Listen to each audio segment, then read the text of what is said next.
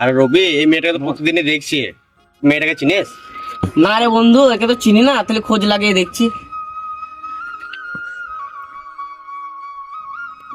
কিরে রবি, খোঁজ লাগিয়েছিলে?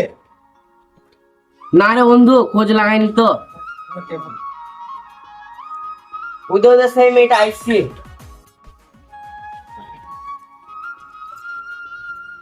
মেয়েটা তো আসছে, তোকে তো বললাম খোঁজটা লাগাইছি, তা লাগালি নে। এবার কি করে বুঝবো মেয়েটা বাড়ি কোথায়? কেন রে, তোরা জানিস না মেয়েটার বাড়ি কোথায়? না রে বন্ধু, জানি না, তুই কি জানিস? হ্যাঁ রে বন্ধু, আমি চিনি, উত্তরপাড়ার সজল চাচার বিটি। তুই উত্তরপাড়া সজল চাচার বিটি? আগে তো কখনো দেখিনি। না রে বন্ধু, নানির বাড়িতে পড়াশোনা করে এখানে কিছুদিনের জন্য বেড়াতে এসেছে। আচ্ছা, খোঁজ লাগা তাহলে, এখানে কদিনকার জন্য বেড়াতে এসছে। ঠিক আছে বন্ধু, তুই বেশি টেনশন করিস না, আজ বিকালের মধ্যে খোঁজ লাগিয়ে বলছি।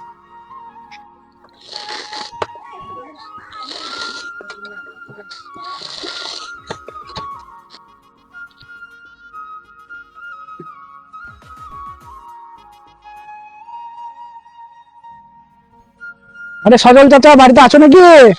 হ্যাঁ গো বাপ, আছি গো। কে তুমি? আমি তো চাচা, চিনতে পারছো না? হ্যাঁ বাপ, তুমি বলো কি হয়েছে?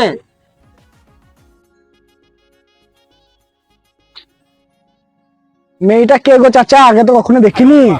শোনো গো বাপ, এটা আমার মেয়ে, তুমি জানো না? তাহলে চাচা, তোমার বিটি কি করে? কেন গো বাপ? পড়াশোনা করে। তোমার বিটি এখানে থাকে না নাকি? না গো বাপ, নানের বাড়িতে পড়াশোনা করে, এখানে কদিনকার লেগে বেড়াইতে এসছে। তো তাও কতদিন থাকবে? ওই 10-15 দিনকার মতন বেড়াইতে এসছে। ঠিক আছে চাচা, আমি আসছি তাহলে। ঠিক আছে বাপ, ভালো করে যাস। খোঁজ তো পেয়ে গেলাম, এবার যাই ইমরান বন্ধু এগেই বললি না।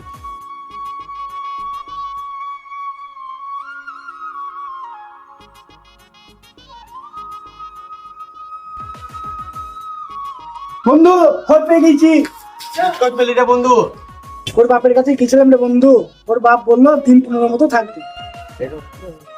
তা তো বুঝলাম রে বন্ধু, এই দিন 15 মধ্যে তাহলে আমার মনের কথা যে কোনো ভাবে মেয়েটাকে জানাতে হবে।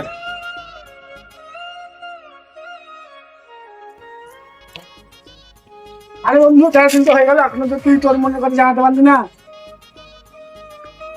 দেখি বন্ধু, আজ যদি দেখা পাই তাহলে আজ মনের কথা জানিয়ে দেবো। ওই নয়টা বন্ধু মেয়েটা আসছে, আজকে জানি দে তুই তোর মনের কথা। তো তাহলে দাঁড়া বন্ধু, গোলাপটা এনে দে।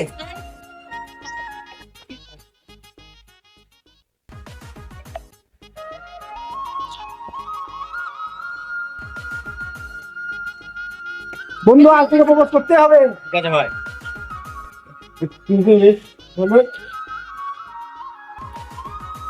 একটা কথা ছিল তোমার সঙ্গে। কি কথা বলো? তোমাকে আমি কদিন ধরে দেখছি, তোমার খুব ভালো লাগে আমার। I love you. I am sorry, আমি অন্যজনকে ভালোবাসি। ঠিক আছে।